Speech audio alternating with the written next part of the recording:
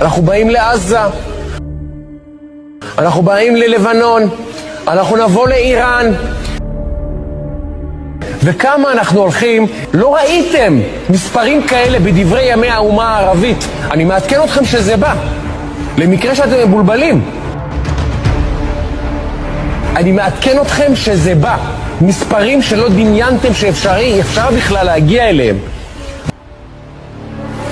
Perang Dunia Ketiga akan berlaku dan itu akan terjadi di wilayah Timur Tengah atau negara Arab, yang dimana saking dahsyatnya perang tersebut, jumlah korban akan mencapai 800 juta jiwa sampai 1 miliar jiwa, yang dimana mayoritas dari korban perang tersebut adalah kaum muslimin.